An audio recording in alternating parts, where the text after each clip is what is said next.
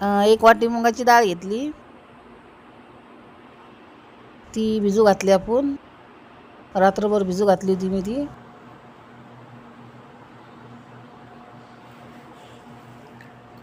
ते बघा कशी भिजली. आणि आता आपण हिरवी मिरची, लसूण, जिरं, कोथिंबीर आणि अद्रक हे मिक्सरमध्ये काढणार आहे. आणि मुगाची डाळ पण त्याच्या संग काढून घेणार आहे. मिरची,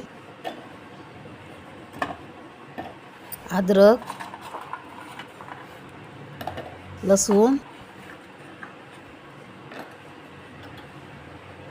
लसूण टाकून घेतला, जिरं टाकून घेतलं आणि मुगाची डाळ टाकून घेतली.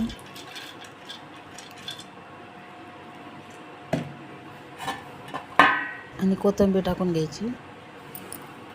ते मिक्सरमध्ये वाटून घ्यायचं. पालक कापून घ्यायची. कांदा, पालक त्यात टाकून देऊ आता.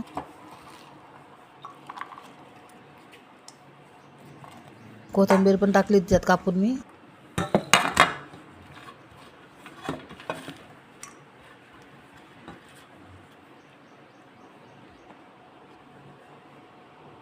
एक चम्मच हळद घ्यायची. एक चम्मच धना पावडर घ्यायची.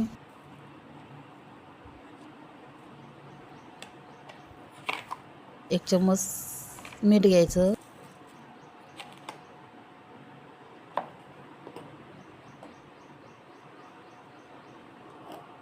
तांदळाचं पीठ एक चम्मच. एक वाटी ज्वारीचं पीठ घेतलं होतं आणि एक वाटी गव्हाचं पीठ.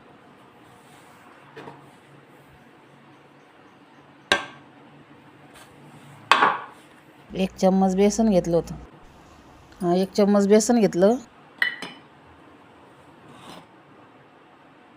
आणि मिक्स करून घेऊ आता त्याला.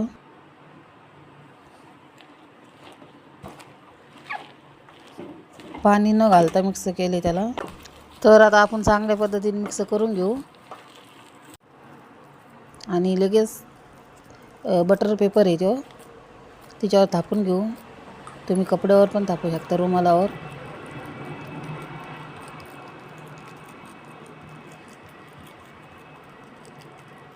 बघा किती मस्त थापून घेतलंय. तर आता ते तव्यावर टाकायचं आपल्याला. थोडं तेल टाकून घ्यायचं तव्यावर. तर हे बघा तव्यावर टाकून घ्या.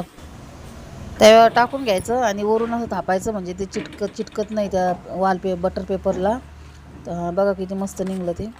आणि तेल टाकून घ्यायचं चम्मचभर. तर आपण तव्यावर टाकले ते थालीपीठ आणि तिच्यावर तेल टाकून घ्यायचं. आता त्याच्यात तेल टाकून घेतलं. आता सराट्याने पलटून घेऊ आपण. बघा किती मस्त हे झाला आहे थालीपीठ. बघा किती छान ड्राय झालेला आहे. तर बघा आपण दह्यासोबत किंवा शेंगदाण्याच्या चटणीसोबत खाऊ शकता. हे खूप मस्त लागतं खायला. आणि सबस्क्राईब करा.